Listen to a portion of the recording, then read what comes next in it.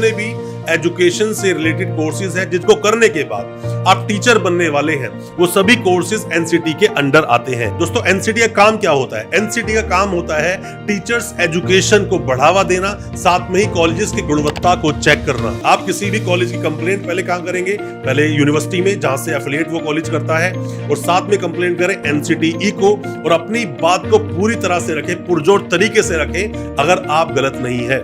दोस्तों, आप कोई भी किसी भी तरह की डिटेल्स लेना चाहते हैं, इंक्वायरी करना चाहते हैं किसी भी यूनिवर्सिटी, किसी भी कॉलेज या किसी भी कोर्स के बारे में, आप एडमिशन लेना चाहते हैं किसी भी कोर्स में या कुछ जानना चाहते हैं उसके बारे में, तो नीचे डिस्क्रिप्शन बॉक्स में हमने लिंक दिया है। लिंक पर आप जैसे ही क्लिक करेंगे एक फॉर्म आएगा, फॉर्म को आप फिल करें।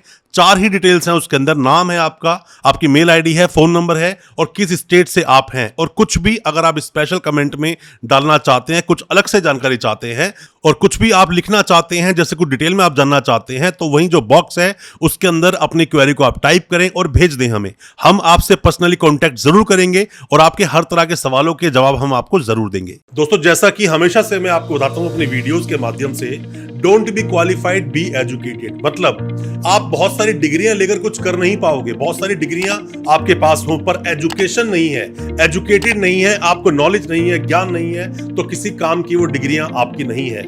मैं आपको बताऊं दोस्तों, टीचर्स जो होते हैं वो आधार होते हैं एजुकेशन सिस्टम का, और साथ ही मान्यता प्राप्त संस्थान जितने भी होते हैं वो सभी सहायक होते हैं किसी भी एजुकेशन को प्रदान करने में, उस टीचर को टीचर बनाने में। अब दोस्तों, जितने भी संस्थान हैं एजुकेशन से रिलेटेड, उन सभी को खास करके जब आप टीचर बनना चाहते हैं दोस्तों, आप कोर्स करते हैं, डीएड, बीएड, एमएड करना चाहते हैं या फिर बीपीएड करते हैं, बीएड स्पेशल एजुकेशन करते हैं, इन सभी कोर्सेज को कराने के लिए बहुत सारे कॉलेजेस, बहुत सारी यूनिवर्सिटीज आपको आसानी से मिल जाएंगी। बट इन सभी को एफिलिएट करता कौन है, इनको मान्यता देता कौन है और इनको मान्य संस्थान का दर्जा देता कौन है? वो है एनसीटीई।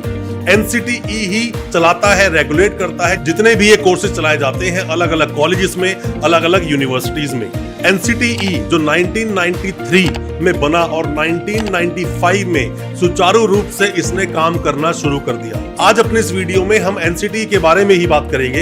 एनसीटीई कब बना, किस तरह से एफिलिएट करता है कॉलेजेस को, कौन कौन से कॉलेजेस किस तरह से अप्रूवल लेते हैं, साथ में कहां है इसका हेड ऑफिस, कहां है इसकी जो रीजनल सेंटर्स बने हैं वो कहां पर है, कितनी सीट्स की मान्यता मिलती है एक बार में किसी भी कॉलेज को।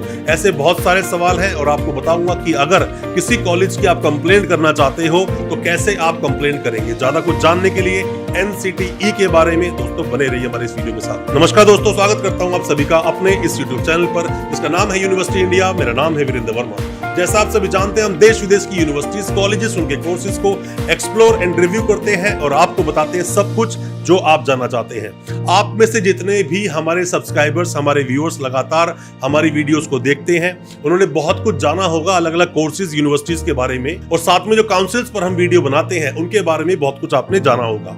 आज हम बात करेंगे एनसीटीई के बारे में। National council for teacher education, NCTE 1993 का ये एक्ट है। साथ में राष्ट्रीय शिक्षक शिक्षा परिषद, जिसको हिंदी में बोलते हैं एनसीटीई को। कौन कौन से कोर्सेज हैं जो इसके अंडर आते हैं? कोर्सेज जैसे कि सबसे पहले बीएड, क्योंकि बीएड के बारे में ही आप बहुत सारे सवाल हमसे पूछते हैं।